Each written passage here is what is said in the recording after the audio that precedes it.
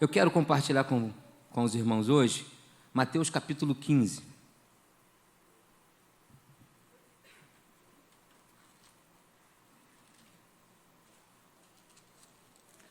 Você pode deixar a tua Bíblia aberta, porque eu vou precisar de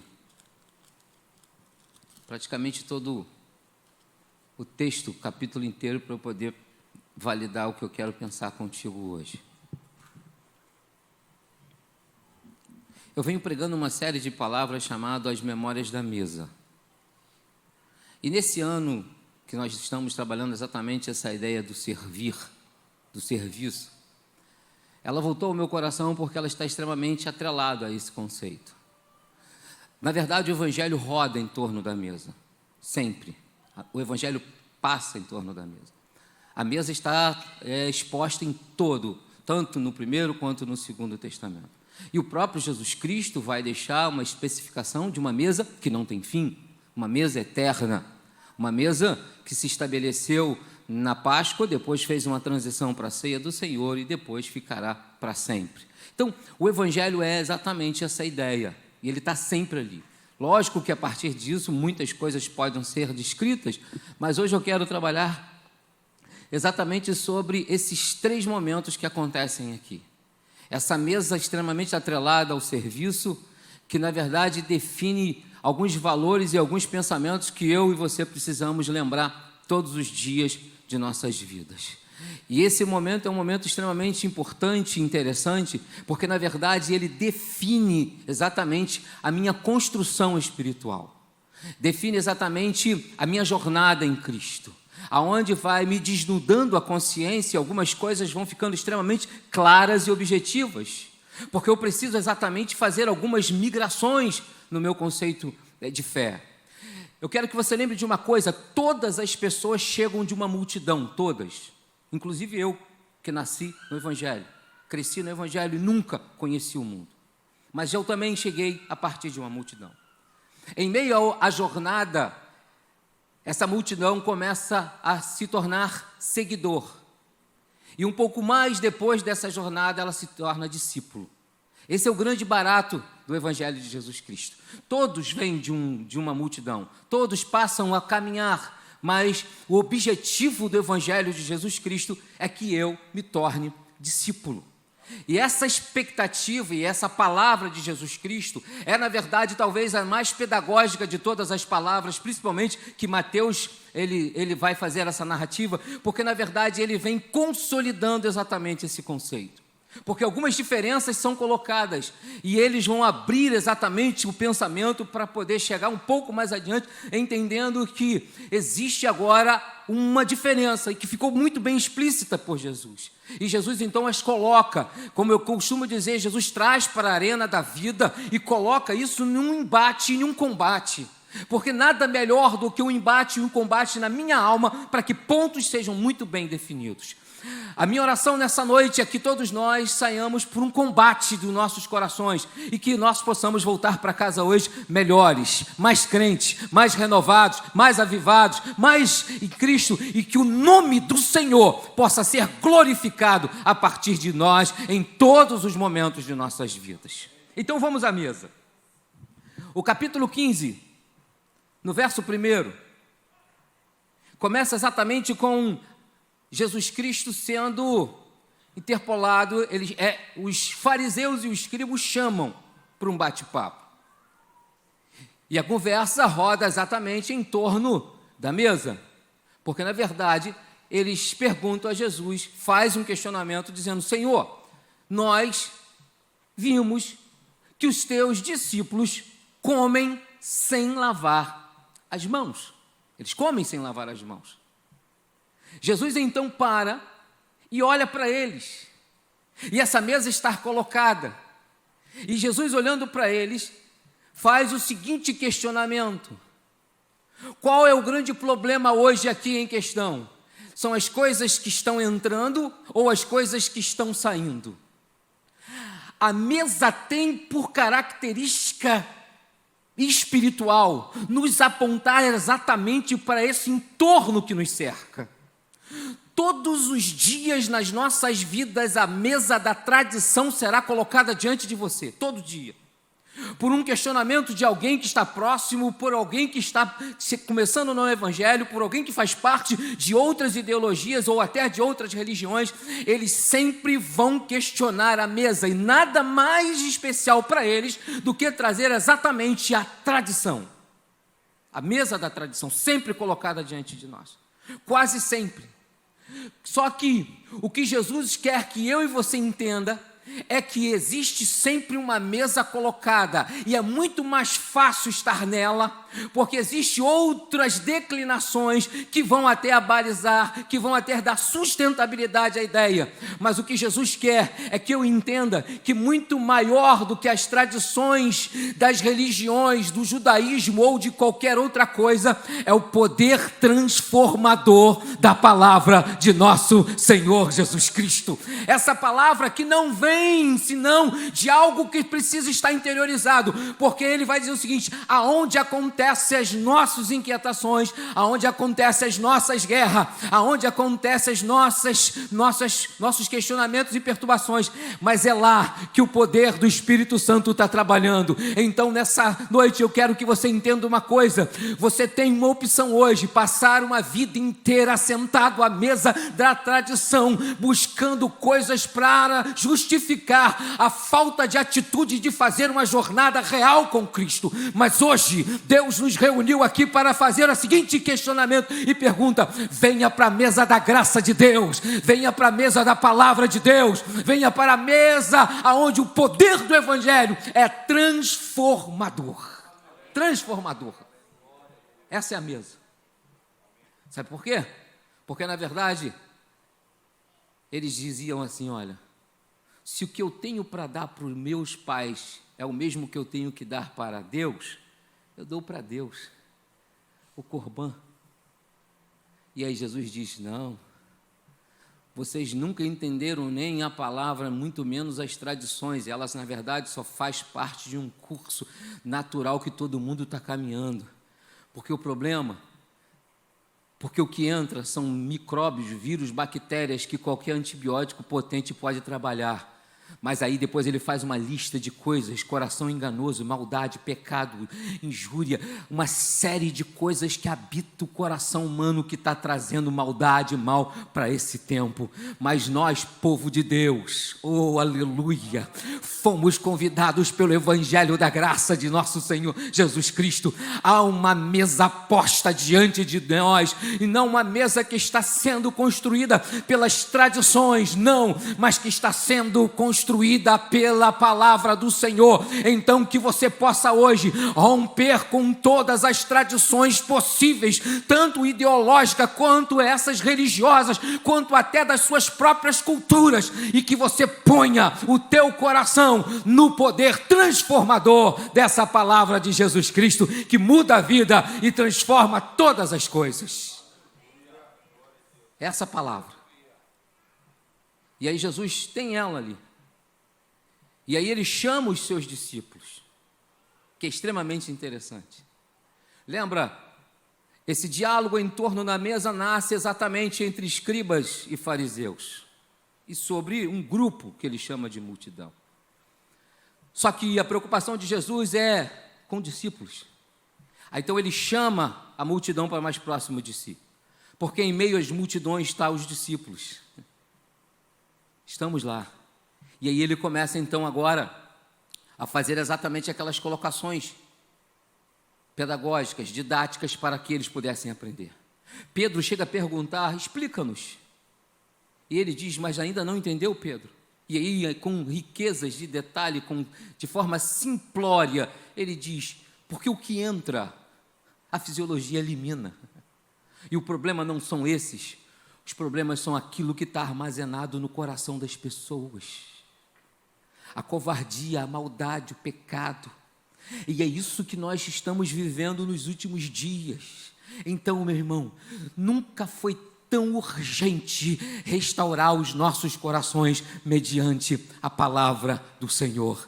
Que essa mesa hoje esteja colocada diante de mim e que eu, com a alegria da salvação, eu possa entender exatamente que sempre haverá uma mesa que ela vem cheia das tradições, porque todos nós chegamos a partir dela. Mas, em meio ao diálogo, em meio ao bate-papo, em meio à conversa com Ele, tudo vai ficando mais claro.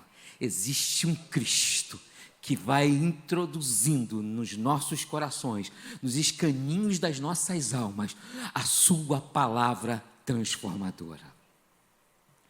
Um pouco mais adiante, ironicamente, a cena volta para a mesa. Depois de Jesus ter um embate com os fariseus e os escribas, depois de ter explicado esses detalhes para a multidão, depois de ter trazido isso de forma extremamente esmiuçada para os seus discípulos, o texto diz no verso de número 21, diz: e partindo dali foi para as partes de Tiro e Sidom. E eis que uma mulher que saíra daquelas cidades clamou dizendo: Senhor, filho de Davi, tem misericórdia de mim, porque a minha filha miseravelmente está endemoniada. E o texto vai mais adiante, e é extremamente interessante que o texto volta para a mesa. Uma mesa diferente, eu concordo.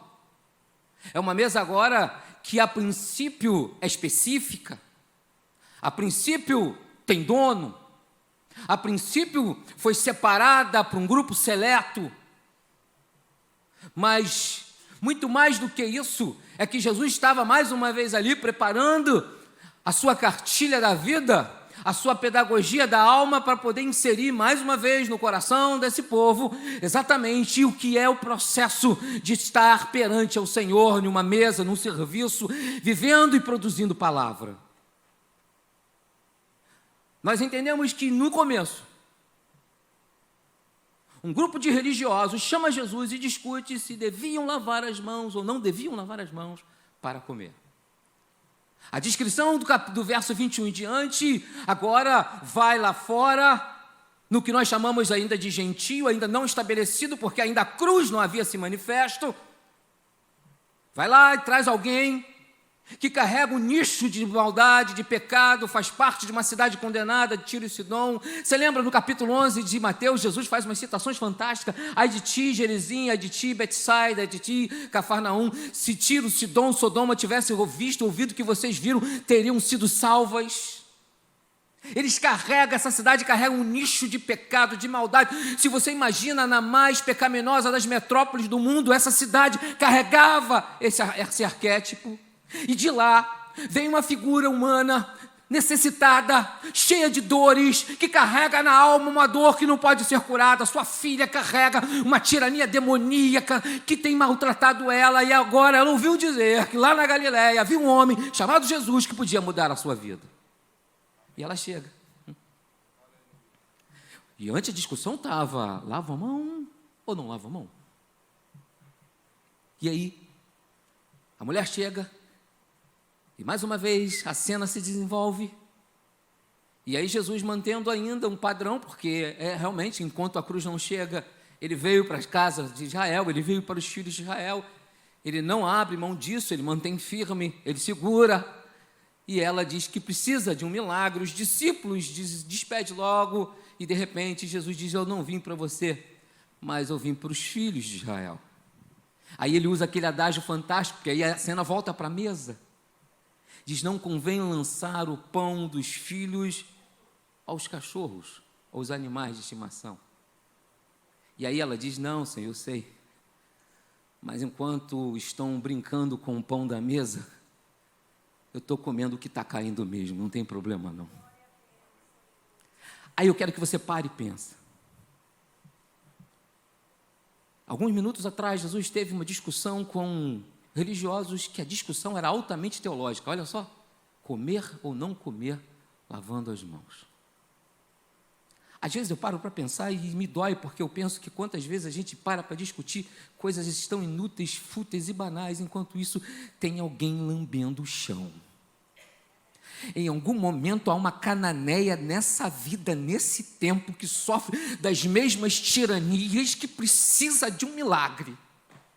E os filhos da mesa, jogando pão avança. Eu lembro que quando os filhos eram pequenos, eles comiam. Eu falei, mas já comeu tão rápido? Você não vai acreditar que eu tinha um totó lá que aprendeu até a comer de colher. Porque enquanto eles estavam ali, uma deles, uma para o totó, uma neles, uma para o totó. Meu Deus, mas já acabou. Já acabou nada. É porque quem comia era o cachorro. Mas sabe por quê? Porque o filho que está na mesa está jogando. Os filhos desvalorizaram. Eu nunca vi na minha geração ter avacalhado, enxovalhado a mesa como foi dessa vez. Se vê tudo enquanto as pessoas estão desesperadas, esperando o pão. Os filhos da mesa não estão nem aí, estão preocupados, eu tenho o meu, tranquilo. Irmãos, a mesa do Senhor está posta. E as cananeias vão chegar. Jesus não disse aquilo para ela porque ele realmente estava excluindo, não. Ele só estava ainda observando um período de tempo. Mas o pão vem para todos. O pão não é para o chão, o pão é para a mesa. Que hoje eu e você possa entender isso. Enquanto muitas pessoas estão discutindo coisas que não vai construir nada, os filhos da desgraça estão sofrendo, mas Deus reuniu hoje aqui os filhos da consolação, os filhos da misericórdia, os filhos da mesa, os filhos da graça. Sabe para quê? Para dizer o seguinte: venha toda a cananeia que for possível, porque na mesa do Senhor há pão que cura, há pão que liberta, há pão que transforma, há todo tipo de milagre para a glória de Deus. Esse é o pão, e está lá. E as cananeias estão lá, vivendo as suas lutas e as suas dores. E a religião está discutindo coisas que não servem, que não cabem. As tradições estão brigando exatamente essa hora, em algum lugar, em algum momento, por alguma coisa. E a mesa está ali. Eu quero te convidar a você repensar a mesa da tua alma. Todo dia você tem uma oportunidade de sentar nela. E todo dia você tem a oportunidade de saber que, com certeza, tem alguma cananeia precisando do pão da mesa. Todo dia. Todo dia. Todo dia tem alguém discutindo coisas que não constroem nada, que não vão somar em nada. Todo dia tem Jesus abrindo exatamente a explanação dos conceitos e deixando com detalhes o poder da salvação. A construção de valores espirituais que ficam para sempre. Daquilo que verdadeira transforma de dentro para fora. Daquilo que realmente muda o quadro da vida. Todo dia vai ter que chegar alguém exatamente que precisa exatamente desse diálogo. Porque, em outras palavras, entre tanto, lógico, você pode dizer, pastor, mas esse texto é muito rico, ele diz muitas coisas, mas esse é um deles que diz, olha, Senhor, vindo de ti, pode jogar no chão que eu pego. Só que essa não é a vontade de Cristo. Essa não é a proposta do Evangelho. Essa não é a força construtora da palavra, não. A força da palavra, existe uma mesa, aonde o pão da graça está colocada todo dia. E aonde há um servir, nós precisamos servir a mesa da salvação, irmãos. Eu venho orando, eu tenho desafiado os irmãos da Itopava Central, porque a gente precisa de almas. Uma igreja precisa de almas. Ela precisa que as almas venham, ela precisa ser discipulada, que construa esses valores espirituais e que faça um caminho. Essa é a mesa, está lá. E não vai faltar pessoas, porque quem traz é o Espírito Santo. Não sou eu que vou buscar, é o Espírito Santo que traz. Eu preciso arrumar a mesa. Eu preciso servir a mesa, eu preciso pôr aquilo que faz parte do conceito da mesa.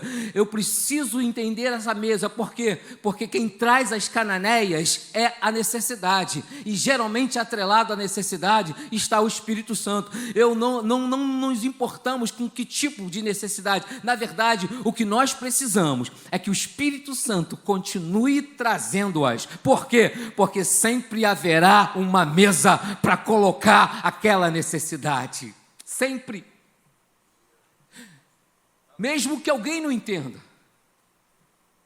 Mesmo que pareça diferenciado. Mesmo que muitas das vezes estranho seja ao contexto. Mesmo que até discípulos não entendam o processo.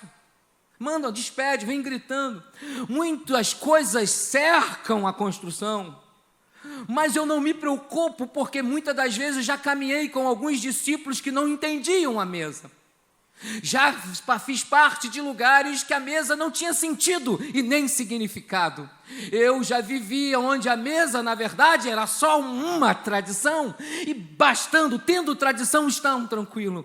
Mas eu sei porque estamos continuando, porque em todos esses momentos, sempre foi muito claro que a mesa que o Senhor tem é para todos, e Ele sempre vai ter uma mesa posta para o teu povo, para a cura, renovo, restauração e vivificação do seu povo. Essa é a mesa do Senhor, sempre, sempre.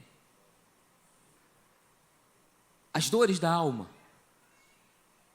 estão colocadas. E, na verdade, esse talvez seja um dos maiores dispositivos da nossa atualidade. Eles vêm, irmãos. Eles vêm. Às vezes, não é que eu não concorde, mas às vezes eu vejo gente que arruma briga com confusão por conta de a igreja precisa sair das quatro paredes. Eu concordo que a igreja precisa sair das quatro paredes. Mas nesses meus 56 anos de vida e de evangelho, a maioria das vezes que eu vi, quem trouxe foi ele. Aquela velha frase, né? Cuida do jardim, porque as borboletas vêm. Você não precisa sair correndo atrás de borboleta. Basta você cuidar do jardim. Se o teu jardim for lindo e maravilhoso, as borboletas chegam. Se a tua mesa estiver posta, os famintos vão bater à tua porta. Aleluia. Se você tiver pão para oferecer, eles vão chegar. Sabe por quê? Porque eles fazem o que nós chamamos de caminho da necessidade. Não precisa. Basta ter uma mesa, basta ter o pão, e basta ele estar exatamente no lugar, para que quem possa chegar, sentar, usufruir e ser curado. Oh, aleluia! Esse evangelho que Jesus vai explicitar nos conceitos, é na verdade uma ideia de construção, porque é quase natural, irmãos, é quase natural a gente se acostumar com as ideologias. Sabe, fazer parte dos costumes e dessas tradições. É quase natural nós nos sentarmos e quando nós percebermos assim, as coisas vão ficando e a palavra vai ficando fora, por conta, é natural. Ninguém está aqui para condenar ninguém, nem para atracar. Nós estamos aqui para pensar exatamente nesse conceito que Jesus distribui, para que eu possa entender isso de forma real e verdadeira, e que eu possa estar como um ser em continuidade para essa cura. É natural. Então, quando ele fragmenta o ser de fora e o ser de dentro, porque ele deixa isso muito bem claro na primeira mesa, que existe o ser de fora e o ser de dentro. O de fora, exatamente, é aquele que é resultado do de dentro. Se para o lado de dentro tem maldade, se para o lado de dentro tem um coração de engano, se para o lado de dentro tem todo tipo de denúncias que a alma condena, o de fora é exatamente uma construção religiosa, uma construção ideológica, uma construção de tradições. Mas se o de dentro para e pensa no Evangelho, se o de dentro recebe a palavra que transforma, se o de dentro é alguém agora que sempre para ouvir Jesus Cristo, com certeza ele vai viver uma vida diferenciada. Uma vida diferenciada. Eu quero convidar você a repensar tudo isso. Eu quero que você volte para casa hoje entendendo que é uma responsabilidade nossa estar à mesa do Senhor, para servir, com todo cuidado, não permitindo que pão da mesa vá ao chão, mas tendo uma cadeira sempre para as cananeias da vida. Ela até disse que comeria o pão do chão, mas essa não é a proposta do reino de Deus. Ela até faria isso de forma real e literal, mas essa não é a vontade do Espírito Santo. A proposta do reino de Deus hoje é uma mesa. A proposta da palavra de Deus hoje é que ela venha, sente-se e seja servida. Por quê? Porque quando ela voltar, ela volta para outra mesa. A proposta é que uma mesa gera outra mesa. Ela volta para casa para dizer assim: olha, eu conheci Jesus Cristo. Há uma nova mesa colocada lá nas regiões de Tiro e de Sidom. Por quê? Porque o Evangelho é transformador. E aí, depois de tudo isso, o texto vai lá para o verso de número 29. E uma terceira mesa nos é apresentada por Mateus. Depois de Jesus ter terminado esses embates, de ter conversado com os religiosos, depois de ter curado a filha, libertado a filha daquela cananeia, depois de ter explicado tudo isso, ele parte e vai para o outro lado. Diz assim o texto, partindo Jesus dali, chegou ao pé do mar da Galileia, e subindo a um monte, assentou-se lá. E logo que assentou, começou a chegar exatamente quem? Os necessitados. Eles estão sempre presentes. Mateus é muito claro, diz que logo veio cegos, coxos, aleijados, surdos, veio todo tipo de anomalia possível, doenças de pele, pessoas com todos os tipos de opressões e possessões, encheu o local. O local ficou logo cheio e Jesus começou exatamente a curá-los, libertá-los, e uma série de milagres começa a acontecer de forma espetacular, chamando a atenção. Eles ficam atônitos, ficam adorando a Deus. Mateus diz que no cargo do terceiro dia, ao passar 3 dias, Jesus, preocupado com o povo, que já estava ali faminto, não tinha nada para comer há algum tempo, porque quem recebia o milagre ficava adorando, outros iam chegando, e essa multidão só crescia. E de repente, uma nova mesa é colocada diante de nós. Essa invisível. Essa não é aquela de 60 centímetros de altura, que eles sentavam no chão, geralmente repousava sobre o braço esquerdo, usava o direito para fazer as coisas. Não. Essa é uma mesa que não representa de forma física, nem de forma de características, uma mesa comum. Mas as necessidades estão presentes. As pessoas estão ali. As necessidades estão extremamente bem colocadas, porque Mateus faz questão de relacionar todas as suas necessidades.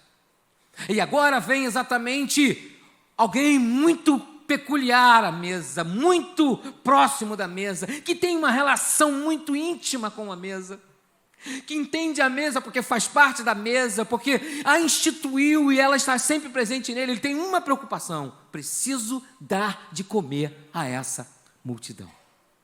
Eu preciso dar de comer a essa multidão. Já tem muito tempo e eles vão desfalecer no caminho. E aí ele chama o discípulo. E você conhece, ele diz: olha, nós temos aqui 7 pães e alguns peixes. É o que nós temos. E aí Jesus pega e faz o milagre. E aí o texto vai exatamente aqui, e que fica extremamente interessante. Verso 33. E os seus discípulos disseram-lhe: de onde nós viriam num deserto tantos pães para saciar a multidão? A primeira coisa que a gente aprende, que Mateus quer que a gente entenda, é que essa é uma questão natural. Nunca, de forma natural, vai haver pão para saciar a necessidade humana. Nunca. Nunca. Ele deixa isso claro. Os discípulos são conscientes disso. Nada acontece fora da graça. Nada acontece para o lado de fora da misericórdia de Jesus. Nada acontece sem que Jesus interaja, haja, use das suas prerrogativas de Deus. Nada. Isso é muito importante. É que quase sempre a cristandade, principalmente a cristandade atual, ela quase sempre quer ajeitar a sua mesa. Quase sempre. No outro dia, engraçado, o irmão disse que estava orando porque precisava de um milagre financeiro, mas estava jogando na Mega Sena e estava orando para Jesus revelar os números, para dar exatamente aqueles números que ele estava jogando. Sabe o que significa? Olhou para mim e eu fiquei assim, pasmo. E eu pensei, está vendo? Quase sempre alguém quer dar um jeito na mesa. Porque já estou servindo, né? É muito mais fácil ele dar o número que eu joguei do que ele me revelar um número, que eu já estou facilitando o milagre. Ah, que maravilha, Jesus não precisa nem se preocupar, já te dei os 6 números, é só o senhor fazer lá, ping, ping, ping, ping, ping, 6 ping, ping, pronto, estou milionário. Rápido, sem trabalho, facilitei o milagre. Quase sempre na vida é desse jeito. A gente geralmente quer facilitar para Jesus, quer dar um jeitinho na situação, quer dizer para ele o caminho, até oramos a ele, às vezes eu ouço algumas orações, que parece que nós somos técnicos de MMA. No meu tempo era boxe, mas hoje o MMA é mais moderno. Que o cara fica gritando no corpo, levanta a mão, Jesus. Jesus parece Rambo, que só apanha 11 assaltos e ganha no 12º assalto. Levanta essa mão, Jesus, pelo amor de Deus, sai para a esquerda, bate com a esquerda, corta, gebi em cima, gebi embaixo e sai para a direita, Jesus. Agora vai para o clinch, ele é o técnico, e Jesus está ali. Essa é a forma que oramos. Sempre tentamos dar um jeito nas situações, queremos facilitar, queremos dar um deixa para Jesus. Sentiu, Jesus, como é que faz? É isso daí, é só pega agora onde eu deixei e caminha, porque o resto é contigo mesmo. Só que eu preciso entender uma coisa, a mesa, eu até posso pôr, mas o pão é dele, o pão é ele, eu não tenho como fazer aquilo que é impossível.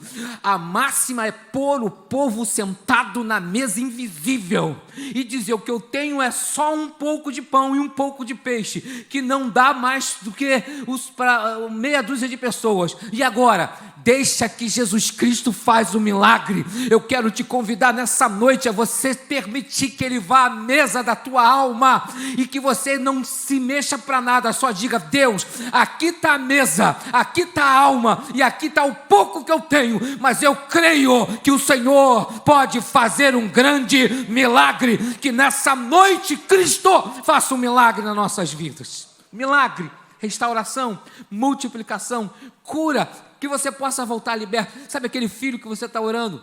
Liberdade. Que o Deus liberte ele hoje, que você se espante ao chegar em casa e vê-lo liberto. Sabe por quê? A mesa do Senhor está colocada. E ele diz: Senhor, viu o verso? Os seus discípulos disseram: não tem como ter pão para tantos nesse deserto. E disse-lhe: quantos pães tendes? E eles disseram: 7 e uns poucos de peixe. Opa! Então significa também que eu tenho, que está envolvido nesse processo dessa mesa invisível. Eu estou envolvido. Existem coisas que estão, talento, dom, vontade, determinação. Eu quero busca, eu quero ser mais santo, eu quero ser alguém participativo, eu quero doar a minha vida ao reino de Deus, eu quero fazer parte desse servir, eu quero mover a minha vida em prol do reino de Deus. Eu tenho, porque nós não estamos desprovidos de tudo, alguma coisa nós temos, na menor das hipóteses, a vida. Deus, eu tenho a vida, ainda respiro, eu posso doar a minha vida ao Senhor. É só uns pãezinhos e uns peixes, é o mínimo, é a vida. Nós temos sim, nós temos alguma coisa para Jesus fazer um milagre nessa noite. Nós temos. E aí, ele vai dizer o seguinte: traz. E aí mandou a multidão se assentar no chão. Essa é a mesa da graça. Invisível, sem aparência, mas está lá. Senta todo mundo. As outras duas mesas parece até que elas eram fisicamente definidas. A da tradição e daquela que precisava de um milagre que não tinha acesso. Parece uma mesa definida. Só que essa, que talvez seja a nossa, que seja verdadeiramente a do Evangelho, é invisível. Não está definida de forma física, mas está acontecendo. Senta a multidão no chão. Põe todo mundo sentadinho no chão. Vamos então agora entrar exatamente no processo a qual Jesus queria que nós entendêssemos. E tomando os 7 pães e os peixes, e dando graça, partiu-os, deu aos seus discípulos e os discípulos à multidão. E era aqui que eu queria chegar. Como eu sempre digo, as minhas introduções são gigantes, mas as mensagens são muito curtas e rápidas. É porque se eu viesse direto ao ponto, eu ia falar 3 minutos e você, meu Deus, pastor Ediel trouxe o cara aqui, o cara falou 3 minutos e sentou. Então, geralmente, as minhas introduções às vezes levam 1 hora, porque a mensagem mesmo às vezes é 10 minutos. Eu te disse tudo isso. Eu te fiz essa grande introdução para chegar exatamente agora nessa mesa, com sentido diferenciado, transformador, e que eu e você somos parte integrante dela. E é para todos. Não é uma questão de hierarquia, não é uma questão de posição eclesiástica, não é uma questão de intelectualidade, de teologia. Não, essas questões não existem. Essa é uma mesa de todos nós. Até porque não tem cadeira especial nela. Você não está vendo ela, mas ela está aqui agora, acontecendo aqui agora. Está acontecendo em todos os lugares aonde o nome de Jesus Cristo é real e verdadeiro. Está lá. Vem comigo na cena. Imagina. Nas encostas da Galileia ali, num lugar amplo, uma grande multidão assentada. Alguém vem com algo extremamente pequeno, sem sentido, talvez aos olhos, sem nenhuma condição, mas entrega exatamente na mão dele que pode. Se eu for fazer uma aplicação espiritual, eu poderia dizer para você que sou eu essa figura humana, que não tem muito e não representa muito, mas é o suficiente para ele fazer um milagre. É o suficiente para saciar a fome de muitos. É o suficiente para ir adiante e ver a glória do Senhor sendo manifesta. Olha esse povo todo sentado diante de você. Inclusive tem alguém seu que está sentado lá. Tem alguém da tua família que está sentado lá. Tem um amigo que você ama muito que está sentado lá no meio dessa multidão. Agora, exatamente agora, assentado. Esperando, sabe quem? Você. Por quê? Prestou atenção no texto? Deu graça, partiu e deu aos discípulos, para os discípulos darem essa é a sacada. Dão aos discípulos, para os discípulos darem à multidão. É por isso que Jesus nos trouxe hoje aqui. Viu como é que a mensagem era curta e pequena? Jesus nos trouxe aqui hoje para que a gente lembre desses 3 momentos fantásticos. Primeiro, ele quis dizer o seguinte: você sempre vai ser tentado a sentar na mesa da tradição, porque ela é cômoda, e ela só acusa, e ela nunca quer receber, porque fariseu e escriba foram embora, mas quem ficou para questionar é discípulo. Jesus já nos trouxe, olha, deixa que escribas e fariseus fiquem na mesa da tradição, porque discípulo precisa da mesa da compreensão, da mesa da interiorização, de uma mesa que realmente represente quem somos nós neste evangelho. A segunda mesa é uma mesa que ele queria que eu entendesse, que é uma mesa que acontece do lado de fora, aonde uma infinidade de pessoas precisam dela, porque enquanto isso há filhos que não valorizam a mesa, que não entendem a mesa, que jogam a mesa, que avacalham literalmente com a mesa. Mas enquanto isso, tem alguém que precisa de um milagre. Em contrapartida, ele vai juntar todas as cenas. Ele pega os discípulos, já que os escribas e fariseus não querem, deixa de fora, pega esses discípulos, pega aquela multidão a qual ele chamou para aquele bate-papo de inclusão e de pedagogia, agora também traz novamente aqueles que estavam, mais a Cananeia e todos os seus pontos adjacentes, o entorno como um todo, e agora vem para uma multidão que agora não faz separação, é uma multidão, é todos nós, é a vida, é todos aqueles que vão participar da graça de Deus, e os coloca sentado em uma mesa que não pode ser vista de forma física, nunca será, mas sempre será vista de forma espiritual. Chama quem pode, chama você que tem talento, chama você que tem vontade, chama você que tem coração, chama você que tem necessidade, que tem alguma coisa para oferecer ao mundo da necessidade nessa noite, e te convida a repartir. Sabe por quê? Porque quem reparte não é você, é Ele.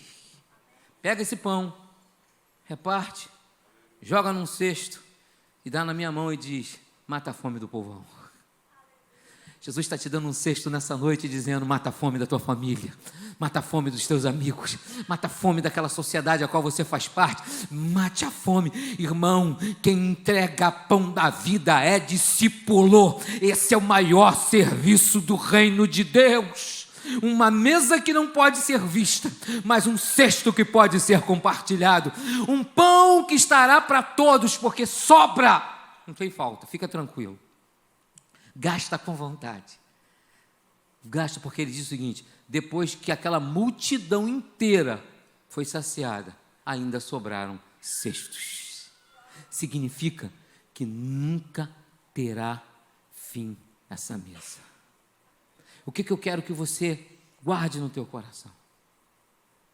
Essa é a palavra que nos recomenda, e esse é o momento espiritual das nossas vidas. Um Cristo, um pão, cestos e discípulos. Sempre vai haver. Reginaldo Fabre diz que ele não multiplica 7, ele multiplica 1. Os outros 6 ficou no pacote, porque ele não precisava dos outros 6, ele só precisava de 1. Multiplicou 1, mas sexto ele precisava de bastante, e de discípulos também. O que Jesus precisa, ele já tem. O que ele precisa é de discípulo, porque os cestos vão chegar também. Eu quero que você volte para casa hoje incomodado, pensando: Deus, o que eu posso fazer no teu reino? Essa mesa é minha e eu preciso servi-la. Mas não precisa de etiqueta, você viu? Tinha etiqueta? Não, não tinha. Ah, pastor, eu não posso servir essa mesa, porque mesa geralmente tem etiqueta, né? Tem talher certo, copo certo, prato para isso, prato para aquilo. É muito chato esse negócio de mesa, eu prefiro... Não, fica tranquilo. Essa mesa é dos barões, das pessoas mais importantes, inteligentes e finas. Mas a da graça, fica tranquilo, é um cesto só. Você só precisa pegar e dizer assim, ó: tá com fome? Come do pão da vida. Tá com fome? Coma do pão da vida.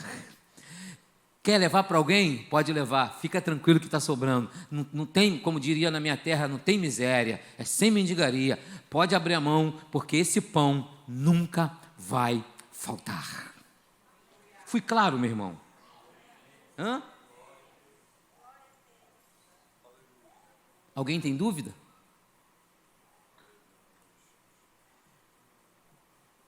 Pode perguntar, né? Tem dúvida? Deixa eu fazer uma outra pergunta interessante. Quem não tem dúvida tem o quê? Não ouvi nada. Quem não tem dúvida tem? E se eu disser para você que não é?